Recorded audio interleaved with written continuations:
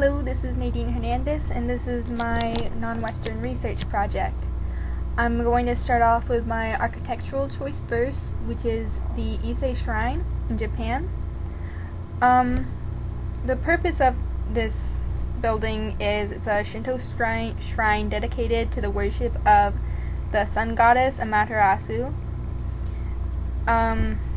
Worshippers bring offerings such as grain or fruits to the gods in order to ask for favors, protections, general worship. This temple is still very important to Japan today, so I imagine that most visitors aren't coming with sacks full of fruits and grains at this time. But originally, yes, that's what happened. Another purpose is to retain the purity of, I guess, Japan as a whole, since it's such an important national building now, but for the community, and that would prevent poor harvest and other bad things from happening. The Ise Shrine in particular contains Amaterasu's sacred mirror, which is one of the 3 pieces of regalia of the imperial family. Very important. The structural system. The Ise Shrine is made of wood with has a thatch roof like an early Japanese granary. It is rebuilt every 20 years on an adjoining site, and that is also to retain the purity and the sacredness. The previous site is covered with white pebbles, and it also will have a small wooden box which contains about a 7-foot high pillar, and that is hidden inside the box. It's never seen. When the temple returns to that place, that will be the central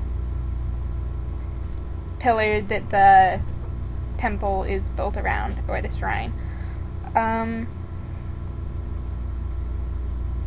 And those pebbles and the box will help retain the sacredness of the site for when it is used later.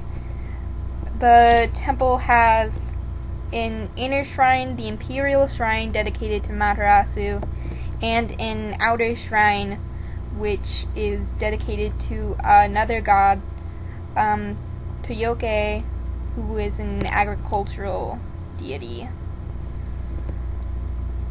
And those 2 shrines consist of even smaller shrines and workshops and storehouses and more. It's complex, actually.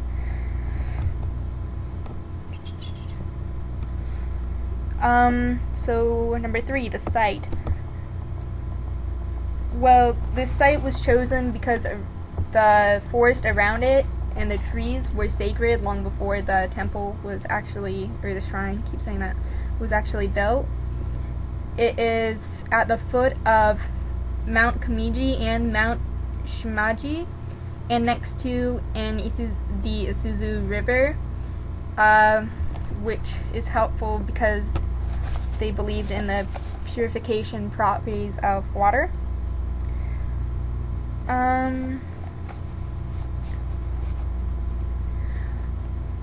The sacred trees are used to build the temple, so their holiness goes into that, and also they're used for the post, which is in that box I mentioned earlier.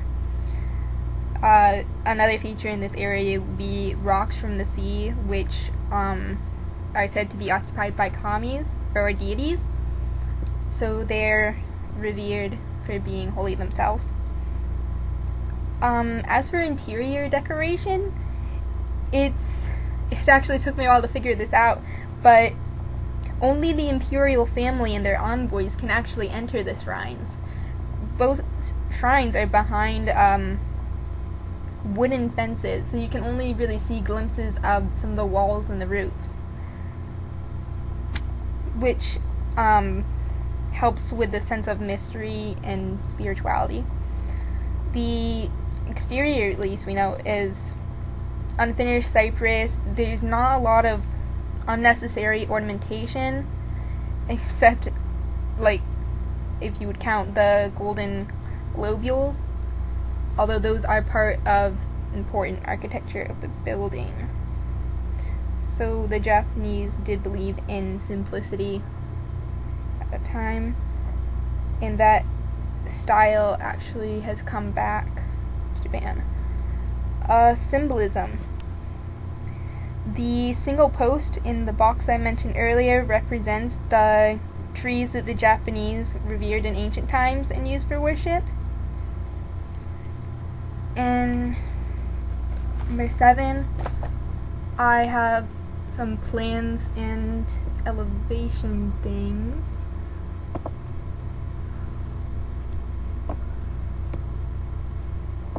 Here's some pictures of those. Some of the inner shrine, which is the Naiku. I'm sorry if I pronounce anything wrong. And from some different angles. And then we can go on to my sculptural choice. My subject for sculpture are the Haniwa figures. They are uniquely Japanese, and they can be basic cylinders, animals, warriors, female shamans. They have a variety of shapes that they can take on. Their purpose is closely linked with the site, but I'll not get into that. I'm going to try to keep it in order. If you notice how they look, they're very similar to the terracotta soldiers, and they have a similar purpose. Although, because they take many forms, this suggests that they are not necessarily military protection, but rather they're guarding it with a spiritual protection. The material they used was earthenware, clay. These are ceramics.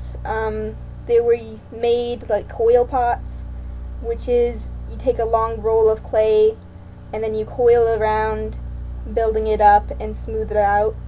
They're basic geometric shapes, mostly rounded. Actually, the name Haniwa is Hani means clay, wa circle. And if you haven't already guessed it, these are found around tombs or burial mounds, and they mark it. So they're protecting the dead, the deceased. The more of these found around the gravesite, the higher the rank of the deceased, or so it is believed. They symbolize, possibly, continued service to the deceased in the afterlife.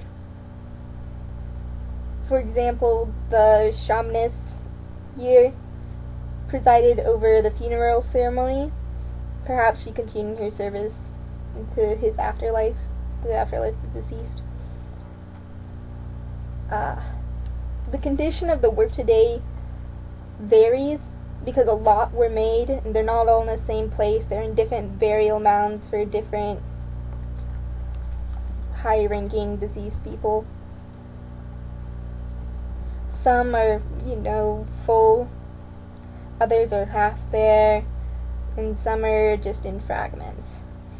They face a similar fate as the cycladic figures.